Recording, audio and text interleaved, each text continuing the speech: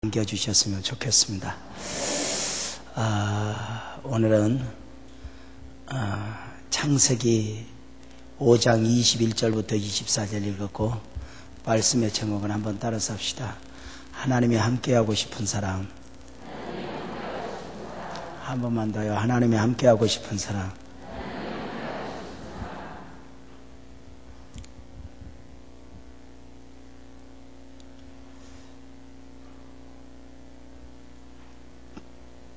사람과 달리 중심을 보시는 하나님이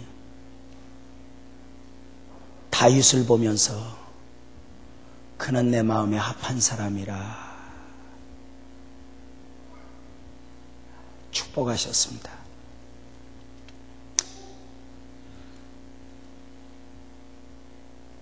여러분, 중심을 보시는 하나님 이분 말씀드리면 좋아요, 안 좋아요? 별로 안 좋아요? 중심을 보시는 하나님이 얼마나 좋은지 손을 들고 아시지요, 아시지요 하면 그냥 하나님이 마음을 만져주시는 것 같아 눈물이 핑 돌고 나죠. 언젠가 국가적으로 참 어려웠을 때 대통령 탄핵 사건 이후 어떤 성도들 마음에 공황기가 오더라고요. 그래서 저들을 좀 위로해야 되겠다. 그래서 본문을 사무엘상 16장 중심을 보시는 하나님이라고 제목을 냈어요.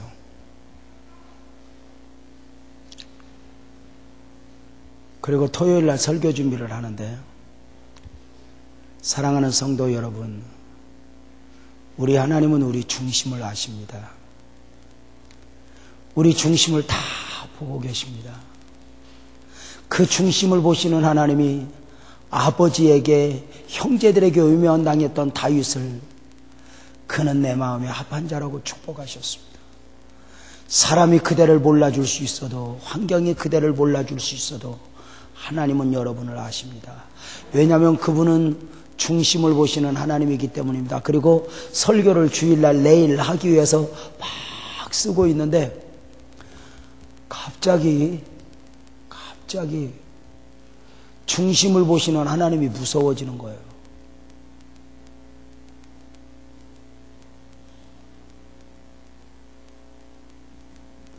우리 하나님이 사람처럼 외모를 보면 꾸미면 되는데 중심을 보시는 하나님이 무서워지는 거예요. 중심을 보시는 하나님이 다윗을 보면서 그는 내 마음에 합한 자라 이렇게 하셨어요. 그렇다면 다윗의 가슴 속에는 하나님이 좋아하는 것들이 가득 차 있었던 거거든요. 그런데 그날 설교 준비하는 저는 너무 놀란 게, 다윗의 가슴 속에는 하나님이 좋아하는 것들이 가득 차 있었는데, 제가 설교 준비하다 내 가슴을 이렇게 한번 열어봤더니 아무것도 없더라고요. 하나님이 좋아할 만한 요소들이 내 안에 아무것도 없는 거예요. 설교 준비하다 말고 바닥에 내려와서 얼마나 울었는지 몰라요. 하나님, 내 안에 아무것도 없네. 껍질은 목사인데 내 안에 아무것도 없네. 하나님, 나 내일 어떻게 설교하지? 정말 그 본문을 바꾸고 싶은 유혹을 받을 정도로 그날 저에겐 충격이었어요. 여러분의 가슴 속에는 어떤 것들이 있는가요? 여러분 아세요?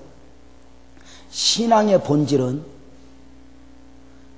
내가 예수를 믿겠다, 세례를 받고 당신을 내 안에 영접합니다. 그러면서 시작된 신앙의 본질은 더 부자 되는 데 있지 않아요. 신앙의 본질은 더 대단해지는 데 있지 않아요. 사실은 신앙의 본질은 내가 무엇을 이루고 부자 되고 대단해지는 게 아니에요. 신앙의 본질은 무엇인 줄 아세요? 그렇게 살겠다고 하는 결단이에요. 가난하든지 부하든지 건강하든지 약하든지 나는 신앙인으로 살겠습니다. 바로 이것이거든요. 나는 오늘의 삶 속에서 신앙인의 삶을 살고 있는가? 여러분, 회사 오픈을 하거나 가게 개업하면 목사님 모셔다 개업 예배 드려요, 안 드려요? 드리시죠? 여러분, 목사님이 축복 기도 해주시면 장사가 잘 될까, 안 될까? 잘 될까? 근데 망하는 데는 왜 망할까? 근데 중요한 게 있어요, 여러분. 목사님이 축복 기도를 해주시면 장사가 잘 된다. 그럴 수 있어요. 그런데 중요한 게 있어요. 개업 예배 본질은 무엇이냐면요. 목사님을 모시다 개업 예배를 딱 드리는 건 선포예요. 목사님 모셔다 예배 드리면 장사가 잘 돼, 이게 아니에요. 선포예요. 뭐? 나는 하나님의 사람으로 목사님을 모셔다 예배를 하면서 나는 앞으로 주의를 지킬 것이며 11조를 뛸 것이며 하나님의 방법으로 이 기업을 운영하겠습니다 하는 선언이 개업 예배예요.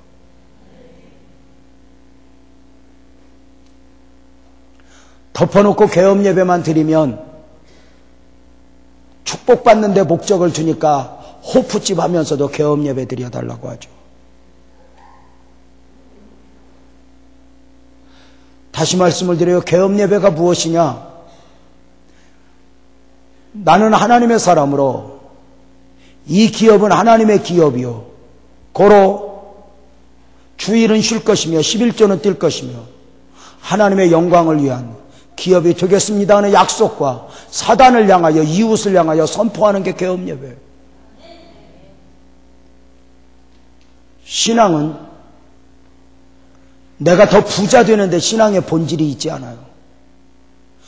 저는 여러분들, 앞으로 여러분들이 이 관악구에서 제일 자랑스러워할 만한 부자가 되기를 축복합니다. 피차하면하지만 나는 축복을 하면서도 별로 믿어지지 않습니다. 나는 여러분들이 지금보다 훨씬 가난해질 수 있다고 생각합니다. 여러분이 지금보다 훨씬 병들 수 있다고 생각합니다. 그럼에도 불구하고 여러분 안에 계신 예수, 그 예수로 말미암아 나는 오늘 또 병든 상태 속에서 내가 더 어려워진 상태 속에서 나는 신앙인으로서 어떤 반응을 보일 것인가.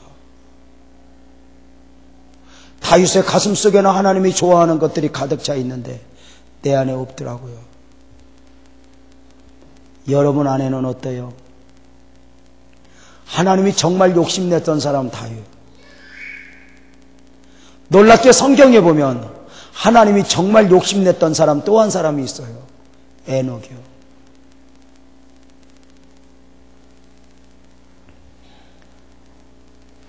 에녹은요, 성경에서 그 에녹을 소개하기를 그는 하나님과 동행하는 자였다. 히브리서에 보면 그는 하나님을 기쁘시게 하는 자였다. 그리고 365세를 사는 가운데 하나님이 그를 데려가심으로 세상에 있지 않았다.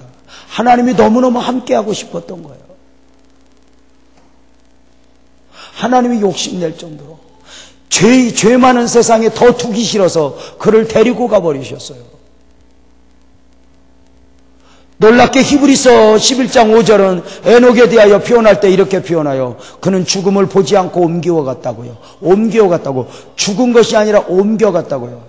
저는 종종 그 학생들 나봐. 해보세요. 저는 종종 임종 예배를 드릴 때가 있어요. 그때마다 제가 꼭 보는 말씀이 히브리서 11장 5절이에요. 죽음을 보지 않고 옮겨간 에녹. 오늘 그대 앞에 있는 신랑은 죽은 게 아닙니다. 그대 앞에 있는 부모는 죽은 게 아닙니다. 적어도 당신의 부모가 그리스도인이라면 죽은 게 아닙니다. 그는 이 땅에서 하늘로 옮겨간 것입니다. 질병 속에 있던 그를 질병이 없는 그 나라로, 고통 속에 있던 그를 고통이 없는 그 나라로, 시기와 질투 속에 살아가던 그를 시기와 질투가 없는 그 나라로 옮겨간 겁니다. 그러면서 제가 꼭 그런 표현을 해요. 그대 부모가 10여 년 동안 병을 앓았는데 만약에 이 땅에서라도 다시는 아버님을 만날 수는 없지만 남은 여생 몸 안 아프고 살 수 있는 곳이 있다면 보내지 않겠냐고. 바로 그곳이 천국이라고. 에녹은 하나님이 욕심냈어요. 여러분, 하나님은 에녹뿐만이 아니라 오늘 낮에 말씀을 드렸던 것처럼 저와 여러분을 욕심내요. 내가 이렇게 욕심낸다고 해도 자기들 생각에도 별로 상품 가치가 없으니까 뭘 나 같은 걸 욕심내랴 하고 그냥 기가 막혀서 있는데, 그게 바로 하나님의 실수인 것 같아. 하나님이 좀 골라서 사랑해야 되는데 덮어놓고 뱃속에 있을 때부터 너는 내 것 하셨으며, 돌이킬 수 없는 그 하나님의 중심을 가지고 우리를 사랑하시거든요. 다시 말씀을 드릴게요. 하나님은 여러분을 욕심내요.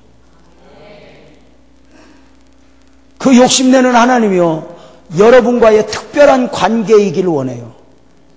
그래서 성경을 보면 이렇게 물어요. 처음에는 너는 나를 믿니? 믿음을 물어요. 너는 나를 믿니? 믿음을 물어요. 그런데 이제 그 사람이 어느 정도 성장하면 이렇게 물어요. 너는 나를 사랑하니? 이렇게 물어요. 너는 나를 사랑하니? 나는 너를 사랑하는데 너도 나를 사랑하니? 이렇게 물어요. 하나님은 일방적으로 나는 하나님을 믿습니다 하는 믿음의 대상으로서 머물기를 원하지 않아요. 그저 구원자로서, 메시아로서 한 멸망의 사람을 건지는 그 차원에서 머물기를 원하지 않아요. 인격이신 하나님이, 참사랑이신 하나님이 우리에게 사랑을 주었던 만큼 인격 안에서 우리에게 이걸 원해요. 내가 너 사랑하는데 너도 나를 사랑하니. 그러니까 우리 하나님은 우리에게 이제 짝사랑하기를 원하지 않는 거예요. 일방적으로 하나님이 나는 너를 사랑해, 나는 너를 사랑해, 나는 너를 사랑해, 이렇게 짝사랑하기를 원하지 않아요. 이제 때가 되면 하나님이 정말 원하는 게 뭐냐? 내가 너 사랑했는데 너도 나 사랑하니. 놀랍게도 우리 하나님은 천에 하나 만에 하나 모든 사람들 중에 우리를 선택하여 부르신 그 하나님이, 이제는 세상의 모든 좋은 것들 앞에서 주님은 우리를 피노키오처럼 만들지 않았어요. 태연만 가만하면 주인님 사랑합니다, 주인님 사랑합니다, 이렇게 만들지 않았어요. 우리는 정확한 판단력, 지혜, 이 모든 걸 주셨어요. 여러분 주변에 더 좋은 것들을 놓아두고 우리 하나님이 물어요. 이것들보다 나를 더 사랑하니?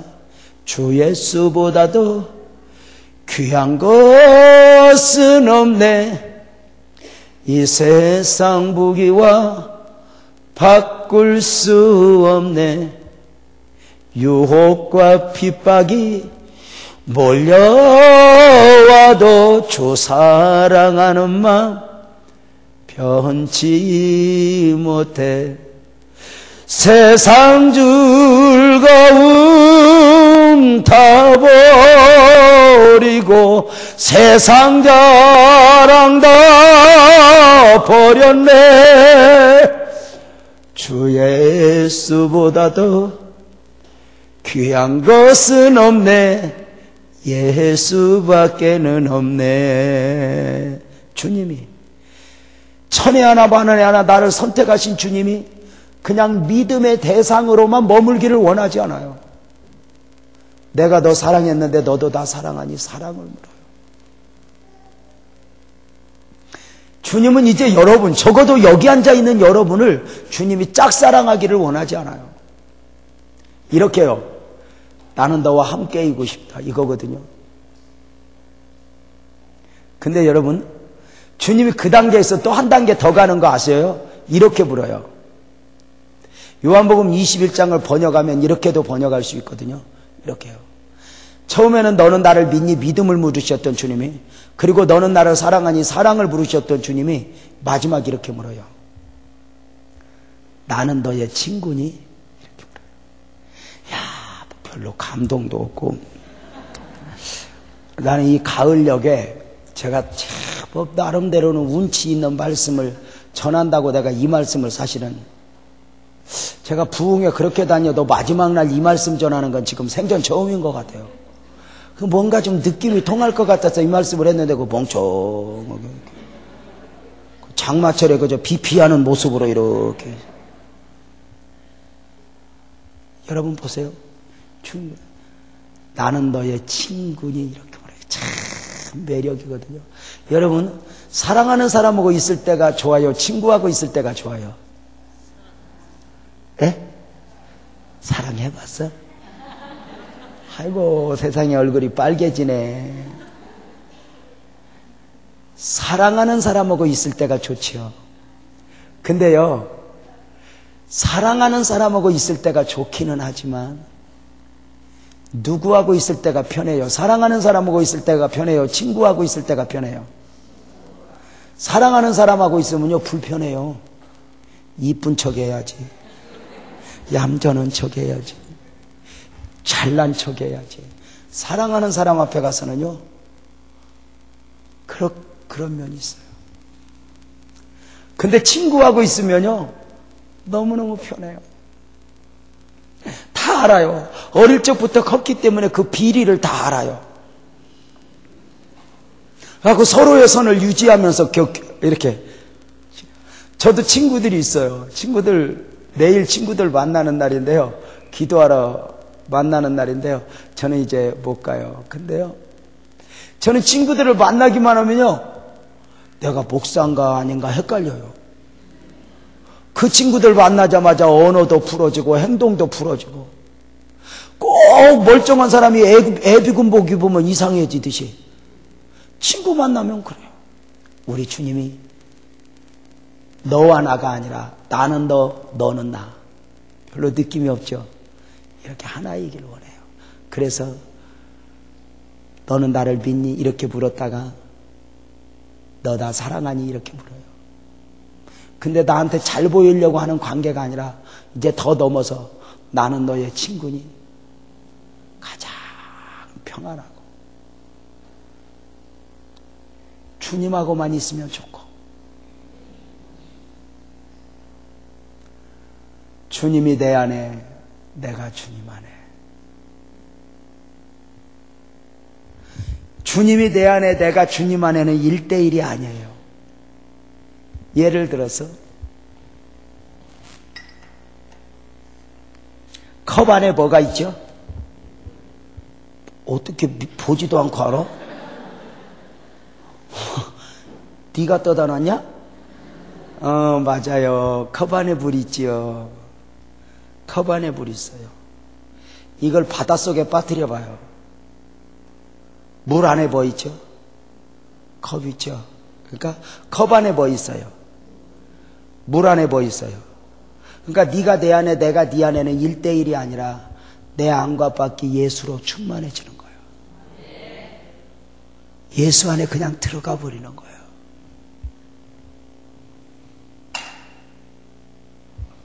예수가 묻어나고 나는 너의 친구니 이렇게 불어요.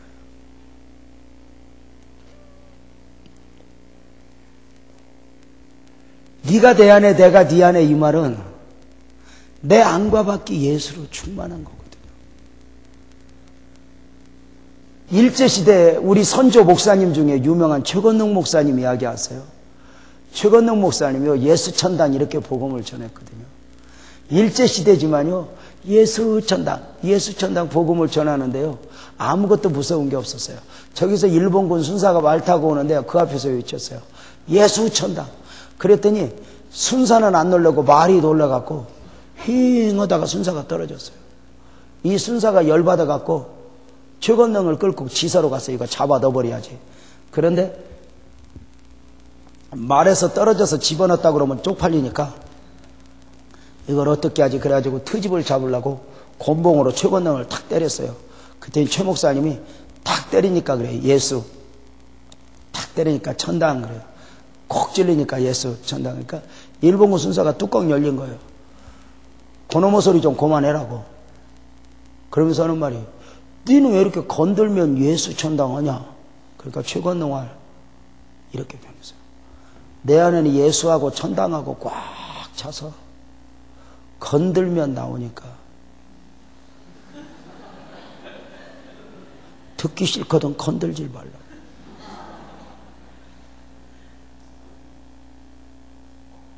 여러분 옆에 사람 옆구리 한번 찔러봐. 뭐 나오나. 우리 주님이 그걸 원해요. 여러분, 우리는 부자 되기를 원하죠. 우리는 예수 실컷 믿어갖고 출세만 원해요. 그런데 우리 주님이 부자 출세 이건 사실 중요한 게 아니에요. 진짜는 더 좋은 그리스도인이 되는 거거든요. 지금도 저는 소망이 있어요. 저는 뭐 큰 교회 목사 아니어도 좋을 것 같아요. 지금도 나는 너무 커요. 왜냐하면 내가 우리 교인들 이름 다 몰라요. 제가 우리 집사님들 이름도 모르는데 더 욕심내면 나쁜 놈 아니에요? 언젠가 부산에 가서 집회를 하는데 철야 예배를 마치고 나왔더니 새벽 2시 반에 어떤 여자가 폴딱폴딱 뛰어와요. 어두컴컴한데 목사님 그래서 누구요? 그랬더니 목사님 교회 집사도 몰라요. 그래.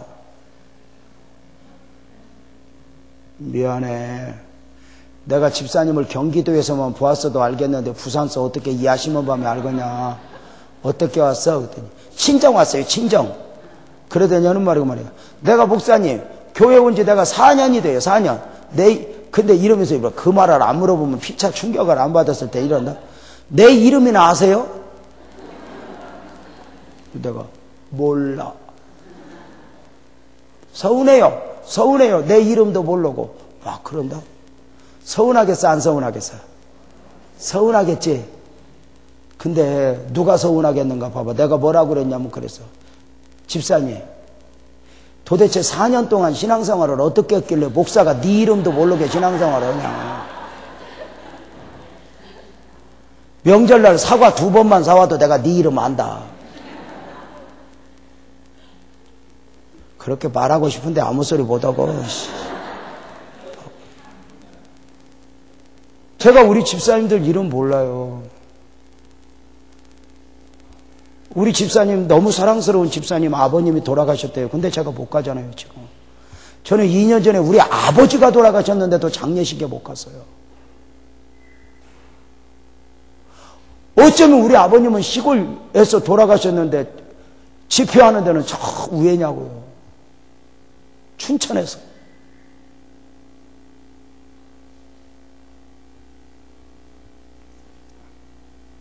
여러분, 주님은 우리를 욕심내요. 나는 바라며 큰 교회, 유명 뭐 이런 건 별로예요. 그냥 좋은 목사 좀 되었으면 좋겠다. 나는 뭐 딴 데서 아니라 나는 뭐 대한민국의 좋은 목사 되고 싶은 생각은 없어요. 그냥 우리 교인들한테, 내 사랑하는 아내한테, 그리고 우리 아이들한테 좀 좋은 목사였으면 좋겠다.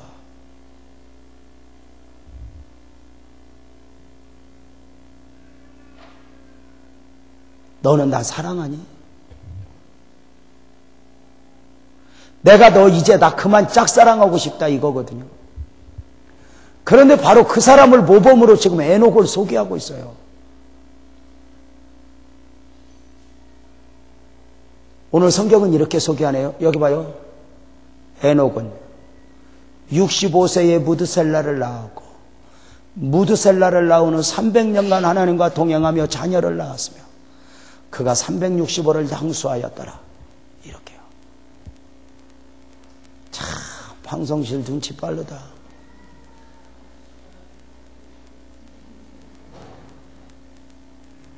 여러분 봐봐요. 에녹이 잘 봐요. 나는 여러분 모두가 에녹처럼 정말 하나님이 욕심낼 만한 사람이 되기를 축복합니다. 용기 내세요. 가능해요. 왜 가능할까? 잘 보세요. 성경이 이렇게 말한다고 그랬어요. 에녹은 65세에 무드셀라를 낳았고 무드셀라를 낳은 후 300년간 하나님과 동행하며 자녀를 낳았다. 이 말씀 속에서 우리가 무엇을 봐요? 에녹이 365세를 살았는데 하나님과 동행한 것은 300년이에요. 무드셀라를 낳기 전에는 하나님과 동행하는 자는 아니었어요. 근데 무드셀라를 낳은 후 하나님과 동행하는 자가 됐던 거예요. 퀴즈. 에녹이 65세까지는 하나님과 동행하는 자가 아니었는데 여러분 한번 물어봅시다. 에녹이 65세까지는 오늘날로 말하면 교회 다녔을까 안 다녔을까? 예? 하나님을 알았을까 몰랐을까? 여러분, 성경은 놀랍게 이렇게 표현하네요. 여기 봐요. 에녹은 하나님을 65세까지 몰랐다가 이렇게 표현하지 않아요. 65세까지 하나님과 동행하지 않았대요. 에녹이 65세까지 하나님을 몰랐나? 아니요. 하나님을 아는 자였고 예배하는 자였고 기도도 하는 자였고 주일도 지키는 자였어요. 다만 그의 신앙은 65세까지는 하나님과 동행하는 자는 아니었어요. 그냥 어쩌면 여기 계신, 아니 죄송해요, 여러분보다 훨씬 못한 사람처럼 그저 평범한 신앙인이었어요. 65세까지는 하나님을 이야기하는 자였지만 동행하는 자는 아니었어요. 예배하는 자였지만 동행하는 자는 아니었어요.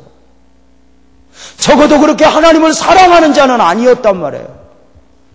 여러분, 정말 하나님 사랑해 봤어요? 저는요, 이 봉천동에 있을 때 제가 얼마나 하나님을 사랑했는지 몰라요. 정말 너무나 좋아서 그때 함께 신앙생활 하던 애들하고 교회 옥상에 가서 별을 보면서 돗자리를 깔고 하나님 사랑이 얼마나 좋은지. 그때 찬송을 부르면서 울면서 그때 그 처녀총각들이 한 말이 있어요. 야, 우리 어떻게 장가가냐? 우리 어떻게 시집가냐? 누가 예수님보다 우리를 더 사랑해 줄까? 그 밤을 지새웠는데요, 그날 밤 지새운 년 넘치고 시집장가 안 간 놈 하나도 없어요. 그렇지만 중요한 게 그렇게 하나님을 사랑의 고백을 가슴속에서 밀려와서 해본. 에녹이 65세까지 교회는 다녔고 주일은 지켰고 11조도 했는데 동행하는 자는 아니었어요. 65세에 동행하는 자였어요. 65세에 무드셀라를 낳고 그는 비로소 동행하는 자가 돼요. 참 놀라운 게 65세 무드셀라를 낳은 계기가 바로 에녹에게는 신앙적 계기, 영적인 분기점이 된 거예요. 그의 영성이, 그의 신앙이 새롭게 출발을, 새롭게 시작을 한 거죠.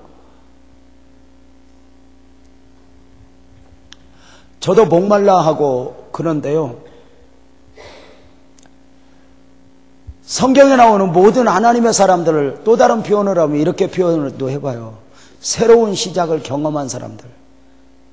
그래서 제가요, 아멘 아무도 안 하잖아요. 이렇게 좀 멋진 말을 하면은 아멘 뭔가 이렇게 해야 되는데 멍청. 저 간 뒤에 욕하지 마세요. 제가 멍청하다고 그랬다고.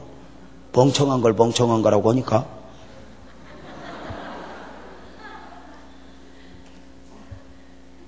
제일 멍청한 건 저예요. 여러분 봐봐요. 새로운, 그러니까 참 우리 한국교회도 마찬가지예요. 한국교회에서도요, 이름만 대면 떵떵거리는 목사님들 특징이 무엇이냐면 처음부터 잘했던 사람은 아무도 없어요. 다 새로운 시작을 경험한 사람들이에요. 그저 그런 신앙인이었다가 불 속에 가서 기도하다 성령 받고 하나님을 딱 만나면서 신앙의 색깔이, 사역의 색깔이 딱 바뀌어버렸던 그런 것을 경험한 사람들이거든요.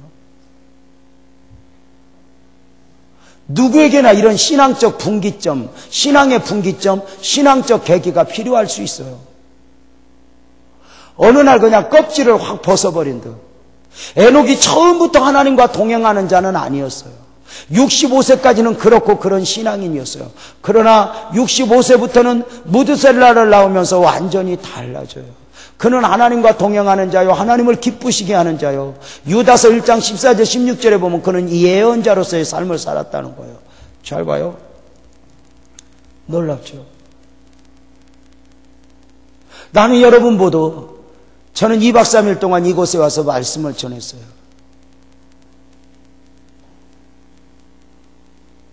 나는 여러분들을 알지 못했어요.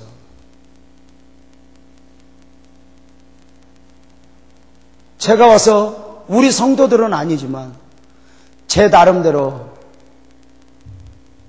정말 최선을 다 했거든요. 사실은 저 그런 느낌 없어요?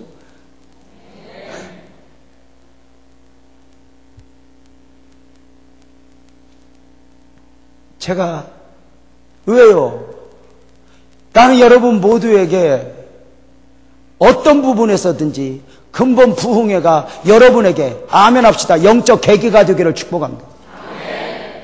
생각도 좀 달라지고 가정에서 남편을 보는 눈도 좀 달라지고 제가 이번에 그 관계 속에서 주시는 하나님의 축복에 대해서는 제가 설교할 시간이 없었는데요.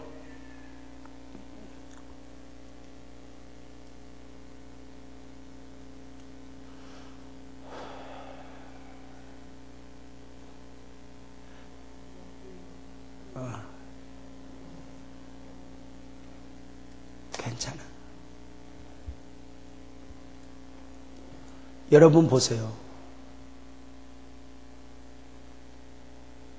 나는 여러분 모두가 이번에 말씀을 들었던 한마디 한마디가 여러분 안에 간직되면서 여러분의 언어, 여러분의 신앙, 적어도 주님을 생각하는 마음, 이 부분에서 또 한 번의 계기가 되기를 축복합니다. 그렇다면 여러분에게 좀 수준이 있는 것 같아서 제가 에녹이 왜 무드셀라를 낳은 것이 신앙적 계기가 되었는가를 여러분에게 보너스로 설명을 하도록 하겠습니다. 원래 그는 설교를 한번 더 들어야 아는 건데 왜 에녹이 그렇게 되었느냐면 잘 보세요. 무드셀라를 낳은 것이 왜 신앙적 계기가 되었는가는 성경을 보면서 찾기는 쉽지 않아요. 그런데 놀라운 게 있어요. 따라서 봐요. 무드셀라라고 하는 이 이름을 히브리어로 보면 두 단어가 합성하여요. 따라서 봐요. 무트, 셀라우. 이 두 단어를 그대로 직역하면 무엇이 되냐면 얘가 죽으면 종말이 온다예요. 그러니까 무드셀라가 죽으면 뭐가 와요? 종말이 와요. 그래서 우리가 이렇게 에녹이 하나님과 동행할 수밖에 없었던 이유는 무드셀라를 낳으면서 종말론적 신앙을 가졌다 이렇게 표현을 해요. 이게 좀 어려운 말이라 여러분들이 지금 멍하니 보는데 바로 종말론적 신앙을 가졌다 그래요. 여러분 놀라운 게 있어요. 무드셀라를 낳고 에녹은 기절을 해요. 왜냐하면 종말론적 사명, 얘가 죽으면 뭐가 와? 종말이 온다. 바로 이거예요. 여러분 아세요? 죄송해요. 아세요? 무드셀라가 태어났죠. 몇 살 살았죠? 몰라? 969세 살았죠. 죄송해요. 정확하게 무드셀라가 죽는 날 노아 홍수가 와요.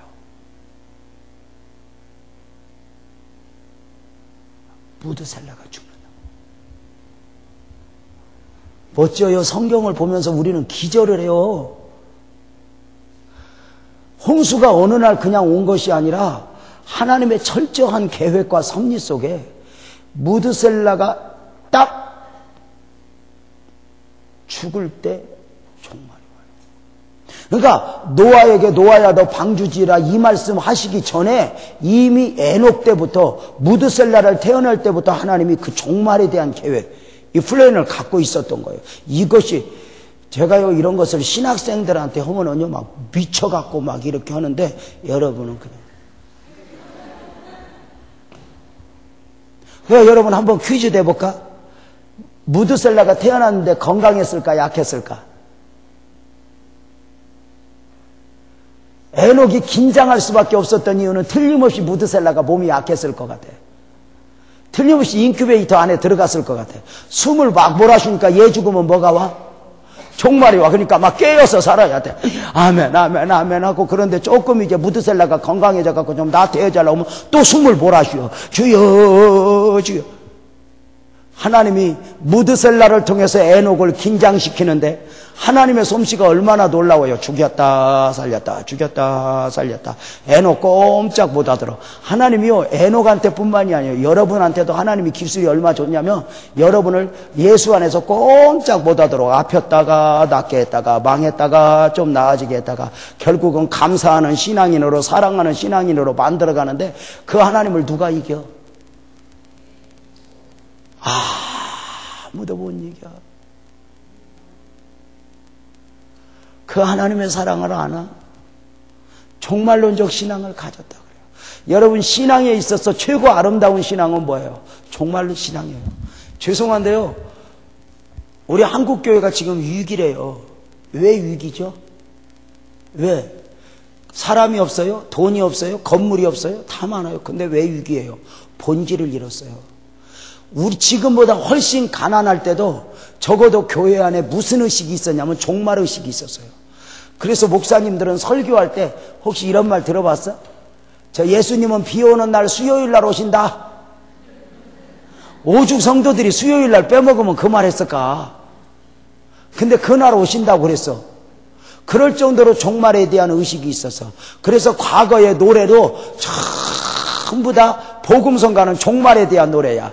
이 세상은 나그네 길 나는 다만 나그네 나의 집은 저 하늘 저 너머 있고 천사들은 하늘에서 나로라고 부르니 나는요 이 땅에 있을 마음 없어요. 이 세상 나의 집은 아니요. 우리 구주 머지않아 다시 오실 때 천사들은 하늘에서 나로라고 부르니 나는요 주님만 섬기며 살래요.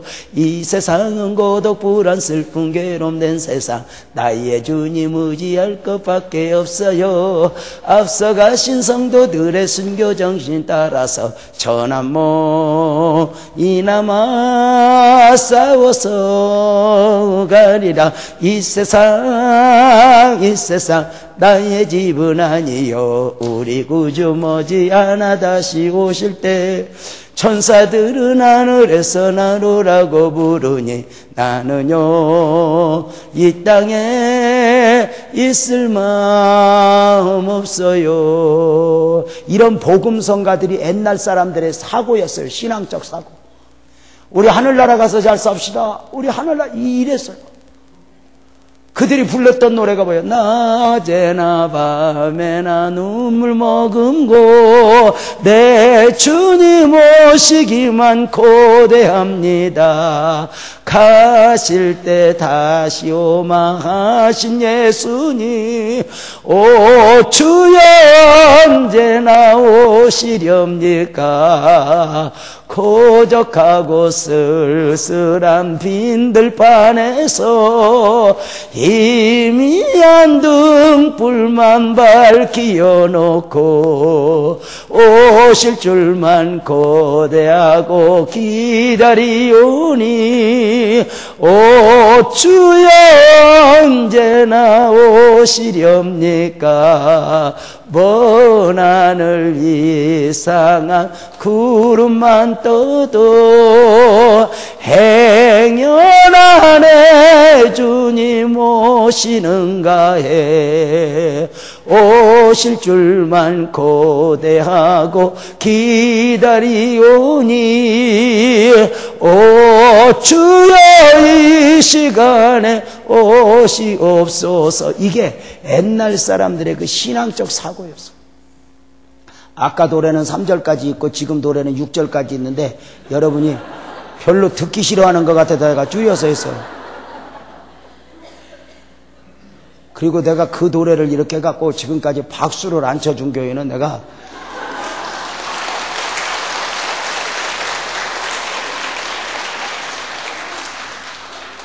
옛날에는 강대상에 하늘이 있었어요.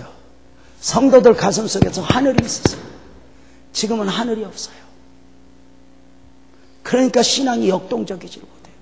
실컷 해야 이 땅에서 더 잘 살자는 거예요.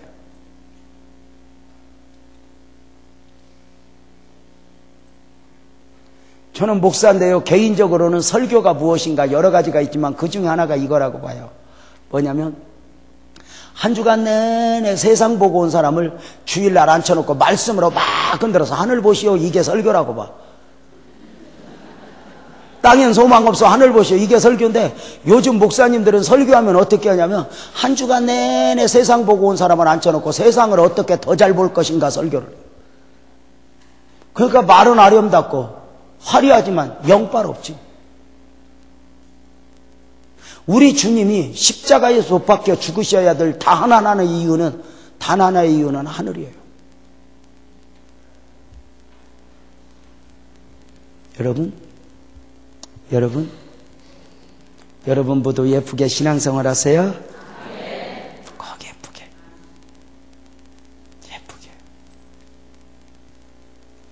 에녹이 65세까지는 그렇고 그런 사람이었어요.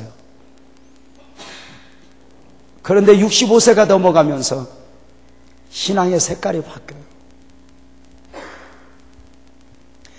은혜는 언제나 그래요. 바뀌어요.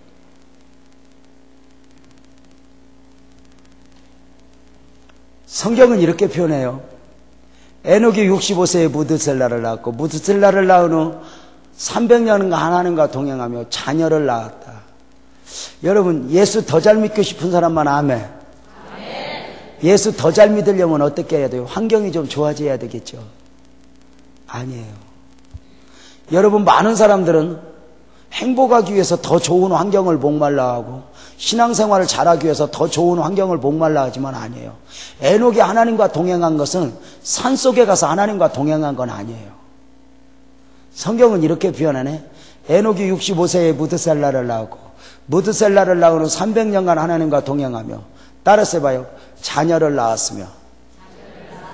그러니까 에녹은 부부생활 했어 안 했어? 부부싸움 했겠어 안 했겠어?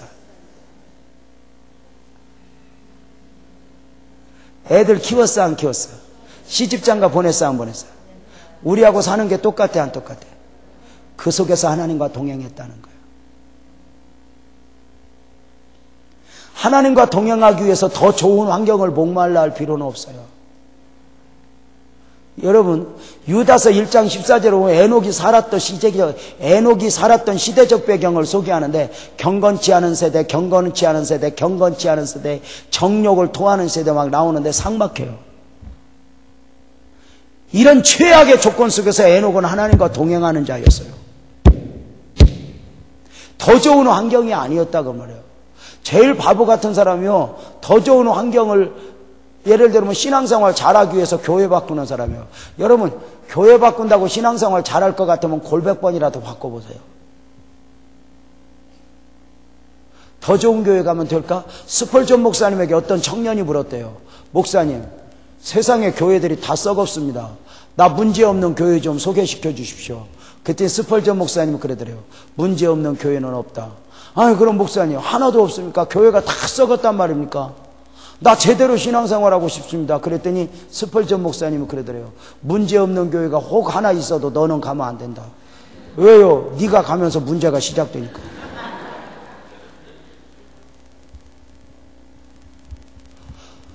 행복을 위해서 여러분 더 좋은 환경을 목말라 하나요? 지금 남편이 마음에 안 들어서 여러분 바꾸고 싶은가요? 성경에 5번 바꿔도 그놈이 그놈이래요. 바꿔서 해결되는 게 아니다 그 말이에요. 더 좋은 환경이 아니에요. 여러분 아멘 한번 해볼까요? 하나님은 이 땅에서 내가 가장 행복하게 살 수 있도록 최적의 환경을 내게 주셨다. 하나님은 나로 하여금 주님을 사랑하면서 살 수 있도록 신앙생활 잘할 수 있도록 내게 최적의 환경을 주셨다. 더 좋은 환경은 없다. 아멘. 어쩌면 하나님은 고르고 골라서 적당하게 가난하게 하고 적당하게 시간 많게 하고 여러분이 달란트가 너무 많아갖고 음식 솜씨 좋으면 지금 여기 앉아있어서 저 식당 주방에 있어서 그러니까 적당하게 음식 못 하는 사람으로 만들어서 이렇게 버티게 이렇게 여러분이 지금 돈을 잘 버는 재주가 있으면 여기 앉아있어서 가서 돈 벌고 있어서 근데 이제 돈도 쥐뿔도 못 버는 주위에 남편만 이겨먹는 군상들로 앉혀놓고 여기 이렇게 하나님이 나로 하여금 최적의 신앙생활, 최고의 신앙생활을 할 수 있도록 환경과 여건을 허락하셨다. 물론 남편이 동행은 안 해주지만 그렇다고 내가 그것 때문에 열받지 않으리라. 여러분 제일 멍청한 여자가요, 남편이 신앙생활 잘 안 한다고 남편한테 보조 맞춘다고 퇴보하는 여자요. 그럼 이제 함께 죽어요. 여러분 신앙이요, 열심 내다가 딱 퇴보해보면요 그것처럼 신나는 게 있어요. 몸은 길들여지기 나름이거든요. 그러니까 남편이 막 어거지 부릴 때가 있거든요. 교회를 택하든지 나를 택하든지 그래. 너 목사님하고 가서 살아라. 아니 목사님도 사모님도 감당 못해서 난리인데 나까지 어떻게. 근데 꼭 그렇게 어거지 부리는 놈들이 있어요. 예? 아니, 지도 싫은 걸 누가 가서 데리고 살겠어. 근데 그렇게 막해요. 그러면 이제 여러분이요, 그런 거 있잖아요. 그럴 때 이제 함께 열려면 안 돼. 여보, 내가 신앙생활 해보니까 하나님이 우리 가정에 원하는 시간이 있고 원하는 게 있어. 당신이 신앙생활 잘하면 우리 당신이 하는 거 나 하는 거 나눠서 하니까 나도 이만큼 안 가도 돼. 나도 연속곡도 보고 싶고 나도 좀 쉬고 싶어. 근데 하나님이 우리 집에 원하는 이 영적인 양이 있는데 당신이 안 하니까 내가 당신 것까지 하려니까 나도 이렇게 미치고 볼딱 뜨고서 나도 뭐 가고 싶어서 가는 줄 알아. 당신 때문에 같이 갔다 올게. 그러고 얼른 오는 거예요. 이렇게.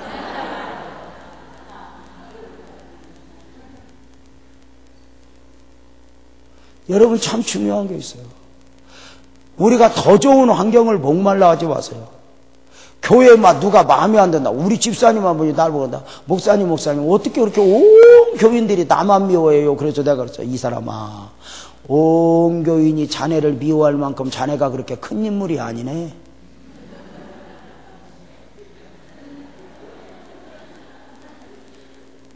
실컷이야 두세 사람 미워하는 거가 그렇게 열딱지내냐? 너한테 고마워하는 사람이 훨씬 많지. 그 마음에 안 드는 사람이 있다고 교회 옮겨? 어디가 더 좋은 교회가 있어? 아이고, 안산에 교회를 4번 옮긴 집사가 하나 있어. 왜냐면 교회가 다 타락한 거야. 뭔 목사들이 돈을 그렇게 좋아하는지 헌금 설교도 잘하고. 아, 진짜 마음에 안 드는 거. 그래서 이제 저들끼리 모여서 저 집에서 예배를 드렸어. 이제 4번째 옮기다가. 그것도 괜찮은 것 같아. 돌아다니면서 죄 짓느니 저들끼리 앉아서 이렇게 예배 드리는 거야. 헌금도 지가 하고 또 지가 개수하고 또 좋잖아. 근데 뭐 그것도 한두 번이지 한 4번 드리니까 재미없지. 한참 들이다 재미없어. 이게 예수 믿는 게요, 하나님 만나는 기쁨도 있지만 옆에 왼수들 만나는 기쁨도 그게 크거든. 하고 권사님 잘 있어서 예수 믿는 사람은 좀 폼 좀 나게 믿으면 좋겠어. 그렇지. 근데 우리 그 집사가요, 희소식을 들었어요. 뭐냐? 안산에 돈 안 좋아하는 목사가 하나 있대요. 아니, 아직도 그런 목사가 있어. 누구야? 여러분, 나 돈 좋아하게 생겼어? 안 좋아하게 생겼어? 어쩌면 그렇게 돈은 많이 가져도 안 무거울까? 근데 여러분, 돈 안 좋아하는 목사가 있대. 상전 뭐 돈도 부담도 안 주고. 그래도 개척한 지 한 8년 됐을 텐데 그 집사가 희망에 부풀어서 우리 교회를 왔다. 부부가. 그런데 내가 그날 개척한 지 처음으로 8년 만에 11조 설교하는 날 그놈이 왔어요. 아니 어쩜 골라서 와도 그날 오냐고. 그러니까 사람이 넘어야 할 고비에 반드시 그게 걸리는 거야. 애들이 돌뿌리에 넘어지면 넘어지는 자리에서 넘어진다고. 신앙생활 여러분 가만히 봐봐. 관계 속에서 건드려지는 사람은 계속 관계야. 그 고비들이 다 있어. 그래서 그걸 이겨야 되거든. 그러니까 여러분, 더 좋은 환경 다 소용없어. 더 좋은 사람 없어. 하나님이 나로 하여금 최고의 신앙생활을 할 수 있도록 최고의 환경을 허락해 주셨다고 믿고 열심히 삽시다.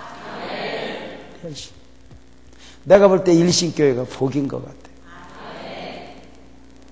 일신교회. 이름도 좋잖아. 일심이. 대 목사님 뵈니까 생각보다 똑똑해요. 저 너무 착해 보여갖고 저 어떻게 목회를 할까 했더니 내 몇 번 만나면서 느낀 게 그 순진한 얼굴 뒤에 독한 게 숨어 있더라니까.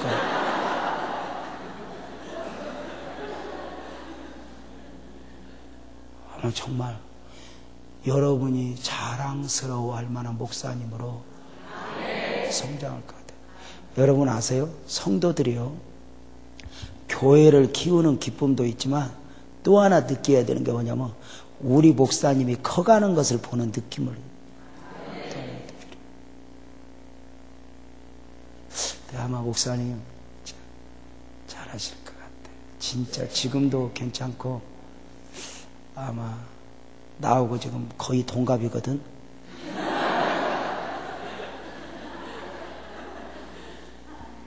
목사면 다 동갑이지 뭐.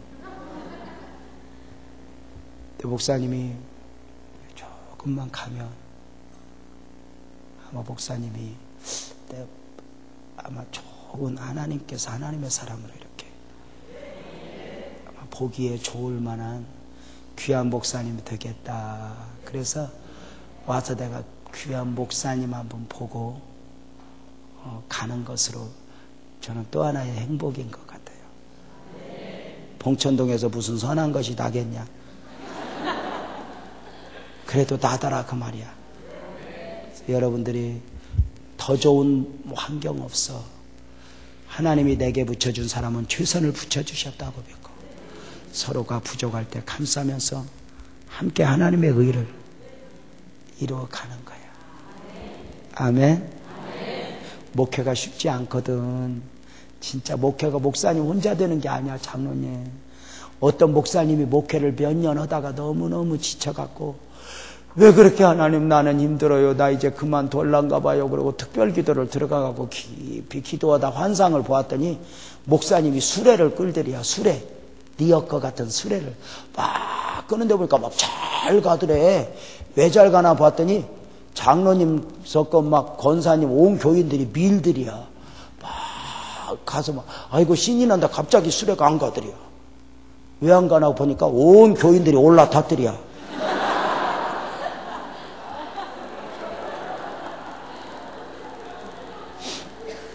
온 교인이 손 하나도 까딱 않고 올라타갖고는 우리 목사님 영빨이 떨어졌어. 우리 목사님 다리에 요새 힘이 없어. 그따위로 오고 있더라.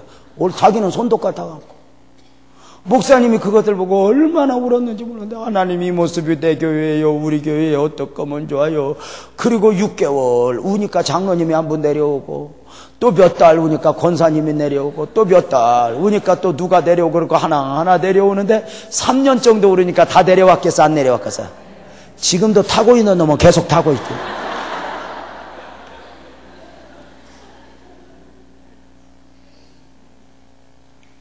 더 좋은 환경이 아니야. 더 좋은 환경 아니야. 내가 보니까 목사님도 성품이 올고다.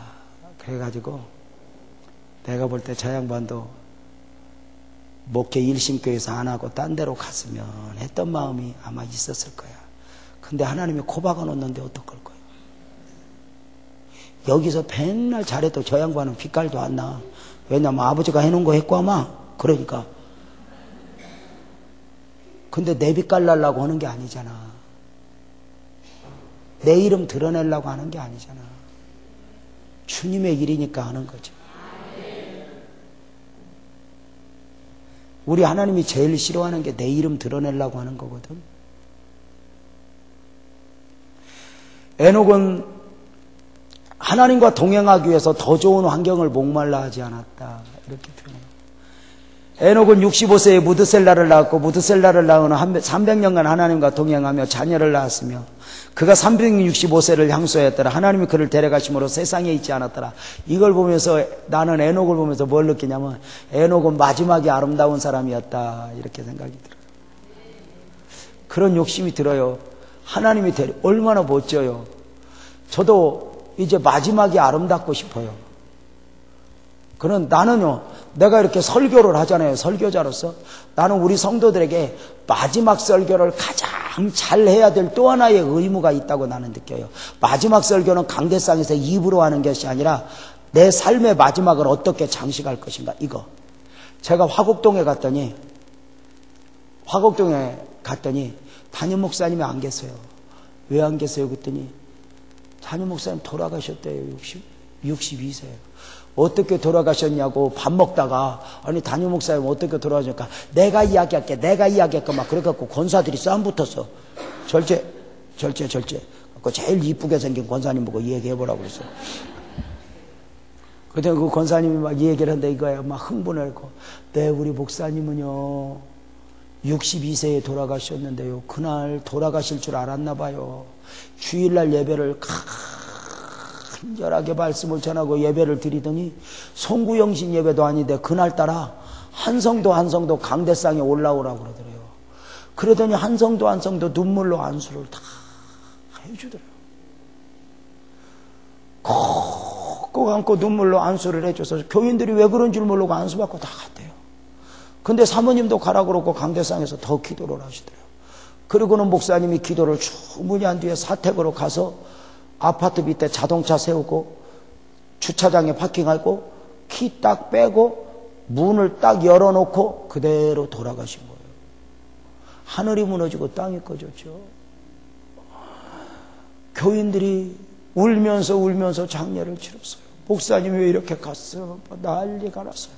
근데 여러분, 오는 사람들마다 물어봤겠어, 안 물어봤겠어? 목사님 어떻게 돌아가셨어요? 이렇게 물어보면 목사님은 이렇게 돌아가셨어요. 이렇게 돌아가셨어요. 오는 사람한테 대답하다 보니까 그게 은혜가 되는 거야.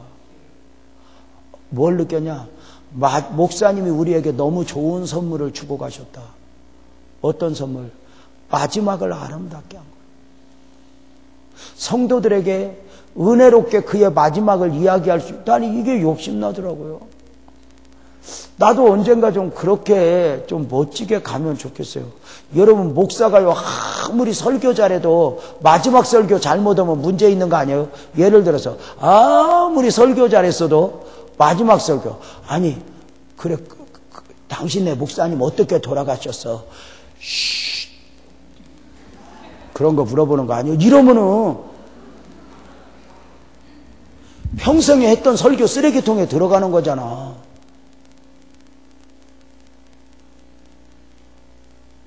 마지막에 욕심나더라.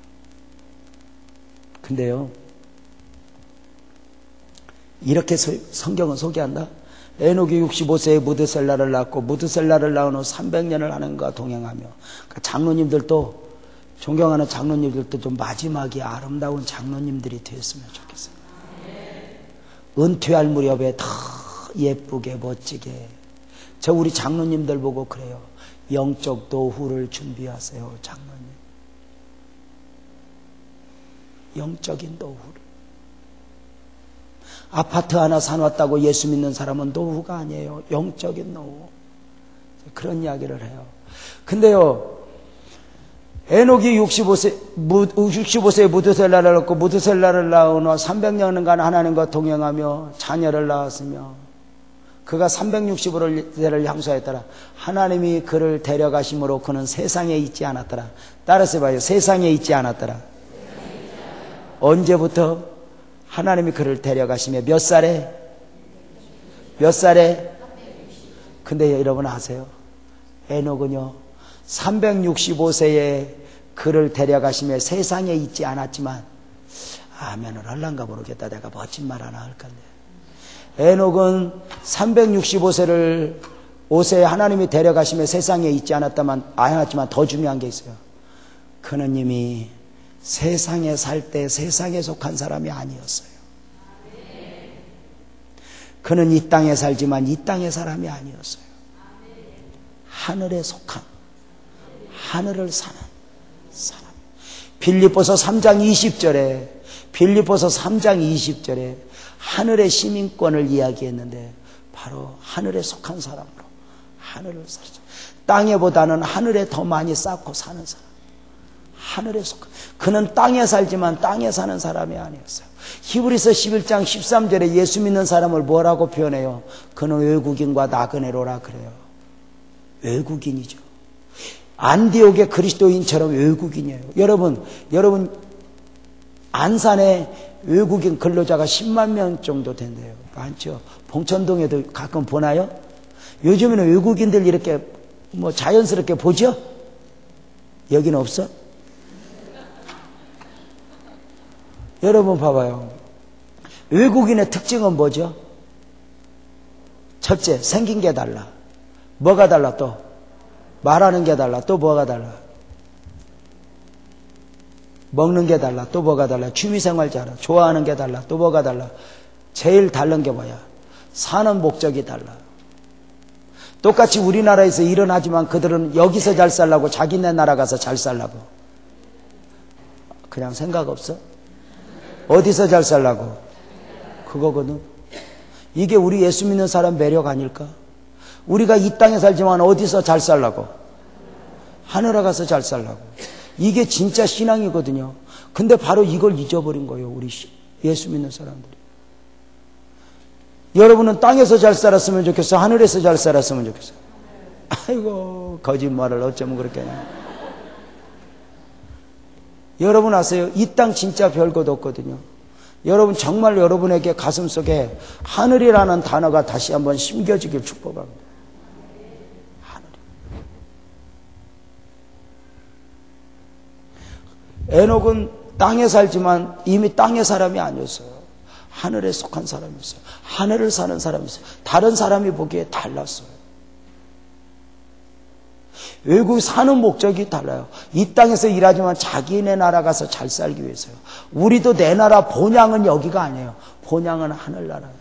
돌아갈래 고향 하늘나라.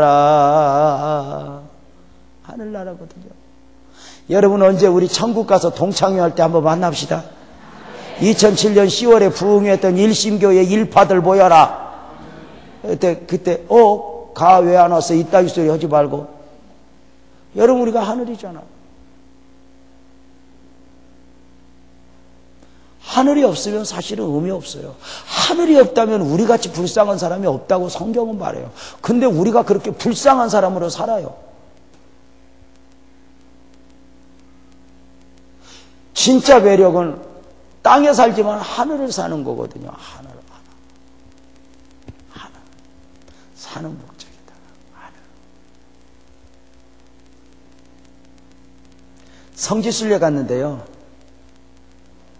가이드하던 목사님이 이렇게 했대요. 그러니까 성지순례 가면 이렇게 자동차가 이렇게 유리가 막혀갖고 자동차 안에서 밖에하고 이야기가 안 돼요. 근데 이제 차가 떠나려고 하는데 가이드하던 목사님이 이러더래요. 이걸 알 수가 있어야죠. 그래도 우리도 같이 이랬죠. 그 무슨 말인가 무슨 뜻인가 모르잖아요. 그랬는데요. 갔다 와서 이메일을 보낸 거예요. 이게 무슨 뜻이에요? 그랬더니 거기서 만나자고요. 거기서 말아놨다. 주님 다시 오신다. 거기서 죄송한데요. 하늘 신앙이 없이는 주님 사랑할 줄 몰라요. 죄송하지만 예수 아무리 열심히 믿고 40일 철야해도 결국은 자기 사랑하는 거예요. 하늘이 있을 때 비로소 주님 사랑해요.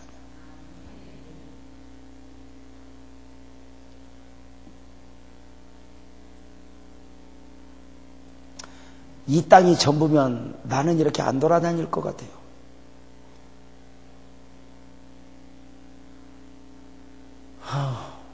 전 사실 어쨌든 부흥회 다니면 힘들어요. 끙끙 앓고.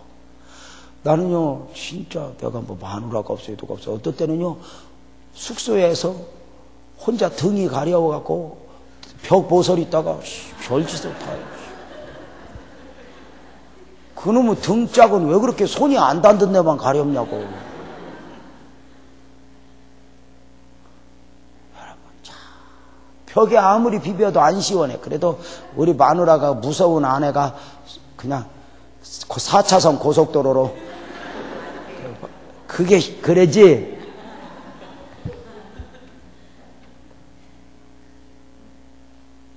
잘해. 구박하지 말고. 냄새 난다고 뭐라고 하지 말고.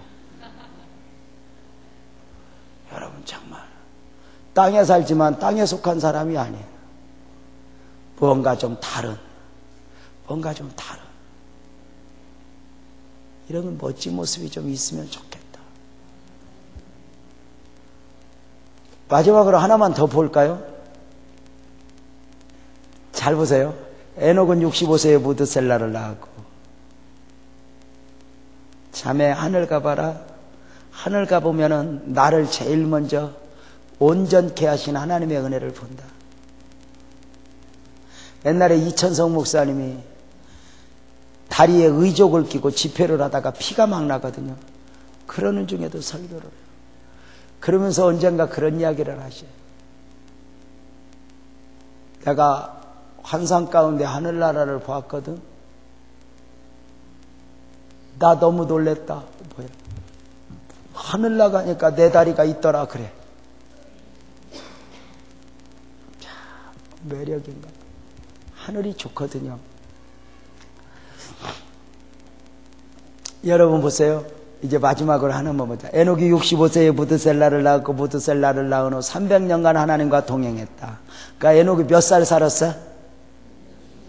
365세. 근데 몇 년 동안 동행했어? 그러니까 65세까지는 하나님이 에녹을 일방적으로 짝사랑했어. 그지? 근데 한번 물어봐. 에녹이 65세까지는 지 맘대로 살았어. 근데 65세 넘어서 300년을 하나님과 동행했대. 퀴즈. 에녹은 300년간 하나님과 동행했는데 하나님은 에녹과 몇 년 동안 동행했을까? 알아. 어떻게 알았어? 에녹은 처음부터 동행해. 뱃속에서부터 너는 내 것 한 주로 나와 동행해. 때로 나는 주님 싫다 하는데도 주님은 나를 함께 하셔. 나는 주님 싫어요, 나는 사랑하지 않아요 해도 주님은 나를 사랑한대. 그렇게 짝사랑했던 주님. 여러분은 하나님의 사랑을 아시는가? 여러분은 하나님의 사랑을 아는가? 교회에 엉터리 집사님 한 분이 계셨어요. 아주 골동품인데 엉터리인데요. 교회도 나오는 날보다 안 나오는 날이 더 많은 이 엉터리. 연말이면 목사로 하여금 저거 집사를 띄어 말아 늘 걱정시키는 이 집사. 이 집사가 하루는 연말에 이렇게 예배를 날이 드리고 나오다가 목사가 등짝을 한 대 때린 거예요. 내년부터는 엉터리지 그만하고 좀 열심히 좀 신앙생활해라. 그랬더니 이 집사가 엉터리요? 그랬더니 그날부터 이놈이 내놓고 엉터리가 되는 거예요. 그런 거 있잖아. 바람 피다 걸리면 내놓고 바람 핀다고 이렇게. 그러니까 이제 내놓고 엉터리가 되네. 집사님 왜 그렇게 지난주에 안 나왔어요? 그럼 아이고 엉터리한테 뭘 기대하세요? 이래. 이번 주 부흥인데 왜 코빼기도 안 비쳤냐? 아이고 목사님 엉터리한테 뭘 기대하세요? 엉터리만 대입시키면 만사 영통형 이놈이. 근데 이놈이 엉터리는 엉뚱한 게 술도 잘 먹지 그림도 잘 보지.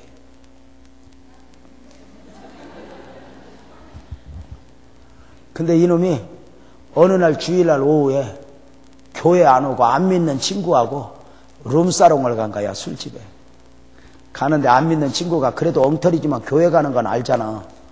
툭 치면서 야 너 오늘 교회 가는 날 아니냐? 그러니까 야 이 새끼야 나는 엉터리야. 그리고 함께 술을 퍼먹었어. 술 먹고 나와보니까 비가 보슬보슬 오니까 둘이서 자동차는 못 끌고 가고 어깨동무하고 한없이 걸었어.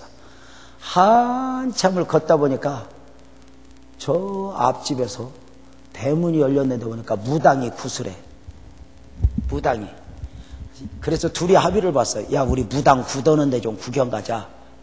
그랬더니 둘이 합의를 봤어. 그 무당 굳었는 데를 가서 엉터리는 엉터리지 술 먹는 것까지는 이야기하는데 아무리 엉터리지만 이거 집사가 어디 무당 굳네. 무당 굳었는 데를 가봤더니 무당이 2시간째 지금 정성을 들이고 있는 거야. 신내림을 기다리면서 징징징징징징징징징. 아세요? 무당이 이렇게 몇 시간 이렇게 신내림 굿을 하면요 내림이 딱 악신이지만 임하면 무당이 머리에 떡시루이고 작두날 위에서 춤춰도 발 안 갈라져요. 그런 이야기 들어봤어 안 들어봤어? 들어봤죠? 그게 무당이에요. 악신이지만 2시간째 지금 무당이 정성을 들이는 거야. 징징징징징징징징. 우리가 기도 이만큼 하면 다 응답받는다.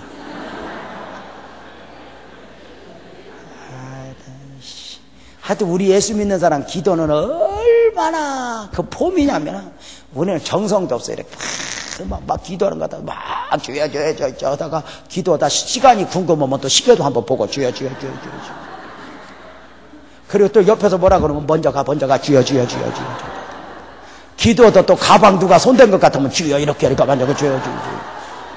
아이고 그런 기도에 하나님이 응답해 주는 거 보면 하나님이 엄청 착한 거예요. 그게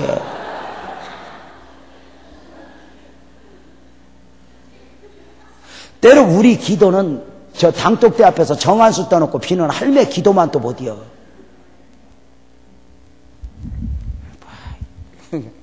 그래도 참 하나님이 좋은 거야. 착한 거야. 삼신엘만 같으면 잡아먹었다. 정성을 안 들였다.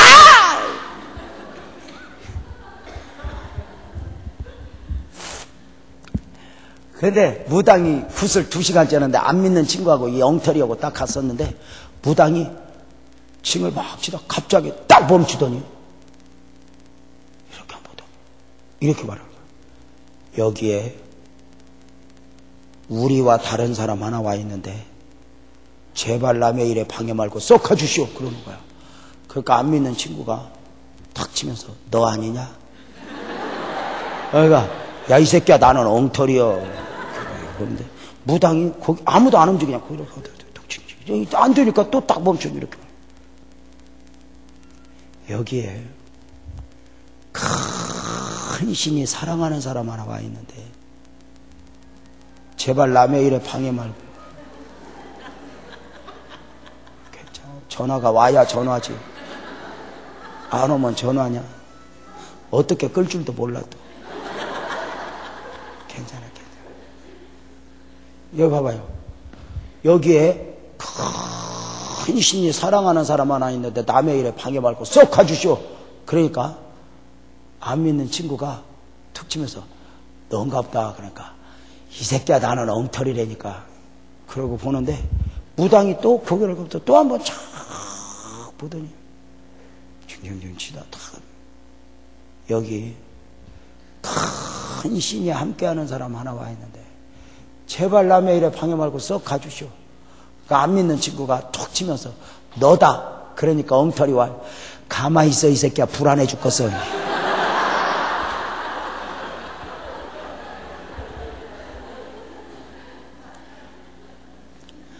얘야 재미없다 가자. 재미없다 가자. 무당 뭐 굿도 못하는 무당 뭐 가자.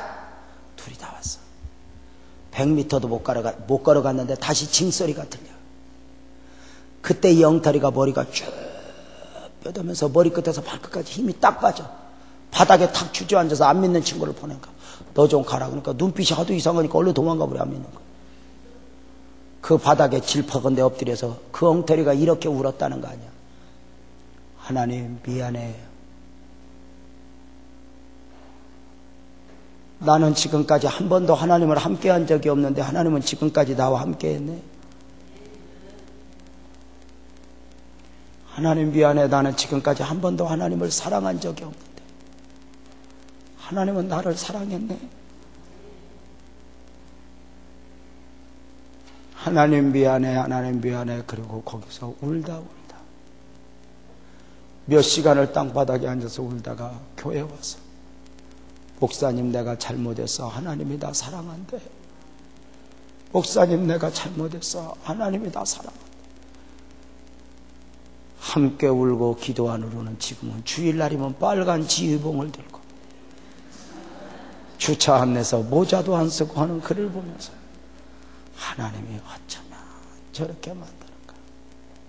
하나님이 여러분을 사랑해요. 믿어요? 하나님이 여러분 사랑해요. 그 하나님 믿고 우리 평생에 승리합시다. 다 같이 아멘. 주님이 나 사랑해요. 여러분이 주님을 외면해도 주님은 여러분을 사랑해요. 내가 죄인 되었을 때 부르신 주님. 여러분 걱정하지 마세요. 내가 신앙생활 잘 못했는데 걱정하지 마세요. 여러분 그래도 주님이 이뻐할 거예요. 왜냐하면 죄인 되었을 때 이미 사랑스러워서 불렀는데 하나도 억수로 이쁜 짓도 안 해도 사랑스러웠는데 그나마 그래도 이렇게 부흥회라도 나와서 이렇게 앉아있는데 하나님이 안 이뻐할까? 주님 사랑 가슴에 안고 우리 주님 나라 가는 그날까지 정말 예쁘게 그렇게 승리합시다. 아멘이죠? 예수 사랑하시는 거룩하신 말일세. 우리들은 약하나 예수 권세만 또다. 날 사랑하신 날 사랑하신 날 사랑하심 성경에 써있네.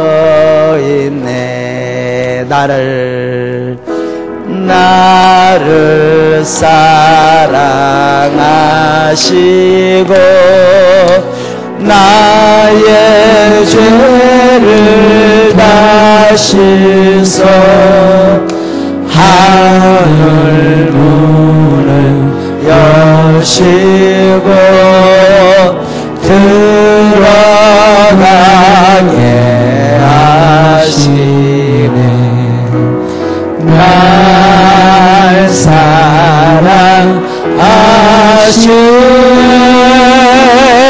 날 사랑하시네.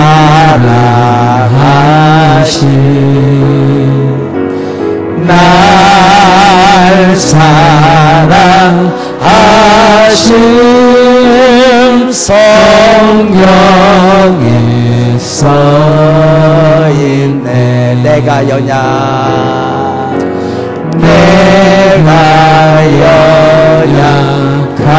연약할수록 더욱 기히 여기사 높은 보좌 위에서 낮은 나를 보시네. 날 사랑하심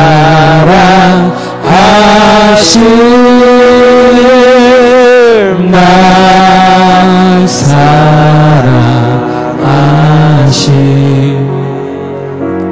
날 사랑하심 성경에 써있네.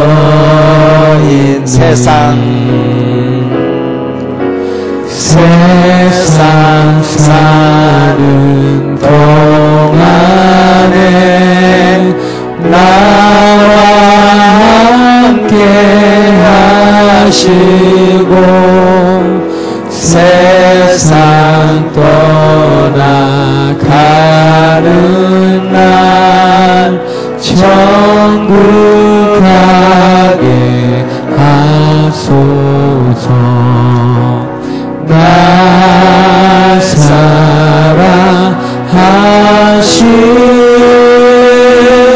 날 사랑하심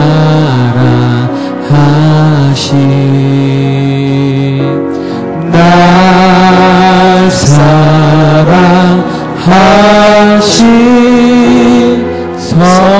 성경에 써있네. 날 사랑하심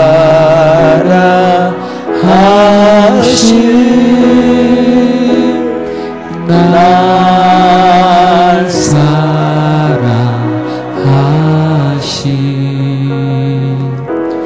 날 사랑하심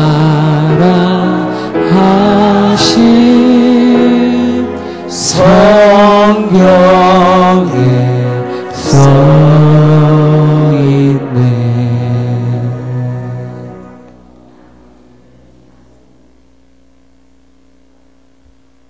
너무 좋죠.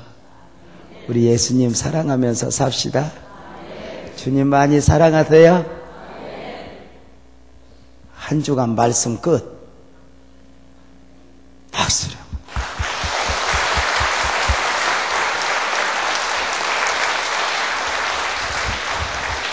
여러분에게 그 하나님의 사랑을 가슴에 듬뿍 안겨드립니다.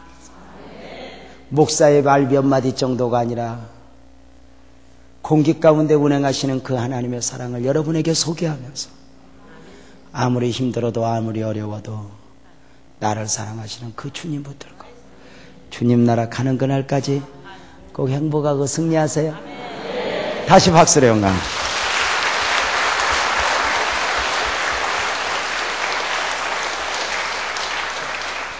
우와, 이제 마지막으로 하나님 앞에 오늘은 기도 대신에 헌금하는 날.